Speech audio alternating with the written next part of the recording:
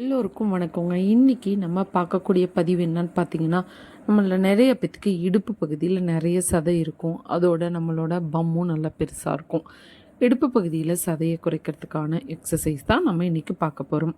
அந்த எக்ஸசைஸ் நான் கொடுக்குறேன், நீங்கள் பார்த்து தெரிஞ்சுக்கோங்க. பிக்சரில் பார்த்து செய்யுங்க. டெய்லி ஒரு 10 கவுண்ட்டு, எல்லா ஆசனாஸும் எல்லா வார்மப்பும் ஒரு 10 கவுண்ட்டு நீங்கள் டெய்லி செஞ்சுக்கிட்டு வரும்போது கண்டிப்பாக உங்களுக்கு அதில் ரிசல்ட் கிடைக்கிறத பார்க்கலாம். ஃபஸ்ட்டு எடுத்தோடனே நல்லா ஹிப் ரொட்டேஷன் பண்ணுங்கள். Clock wise 5 times, anti clock wise 5 times பண்ணுங்கள். அடுத்தது வந்து பார்த்திங்கன்னா hip front bend back bend பண்ணுங்கள். ஃப்ரண்ட்டில் குனியும் போது மூச்சை விட்டுருங்க.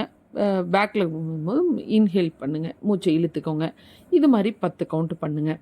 அடுத்தது வந்து பார்த்திங்க அப்படின்னா கேட் பொசிஷனில் வந்து வந்து காலை முன்னாடி பக்கம் நீட்டுறது, அப்புறம் பின்னாடி நீட்டுறது, அப்புறம் சைடில் நீட்டுறது பண்ணுங்கள். அடுத்தது நல்லா படுத்துட்டு காலை சைடில் மேலே தூக்குறது, ரைட் சைடு படுத்துட்டு தூக்குறது, லெஃப்ட் சைடு படுத்துட்டு தூக்குறது. அதே மாதிரி நின்றுக்கிட்டும் இடுப்பில் கை வச்சுட்டு ரைட் லெக் ஒரு 10 கவுண்ட்டு, லெஃப்ட் லெக் 10 கவுண்ட் வந்து ரைஸ் பண்ணலாம். அதே மாதிரி பாதகஸ்தாசனா பண்ணலாம், சலபாசனா, அடுத்தது தனுராசனா, சேதுபந்தாசனா, உஷ்ராசனா, ஹாலாசனா, சுப்த வஜ்ராசனா, மச்சியாசனா, அடுத்தது பவன முக்தாசனா. இந்த ஆசனாஸ் எல்லாமே டெய்லி ஒரு 10 கவுண்ட் நீங்கள் பண்ணும்போது கண்டிப்பாக உங்களுக்கு வந்து ரெடியூஸ் ஆகுறதை நீங்கள் பார்க்கலாம்.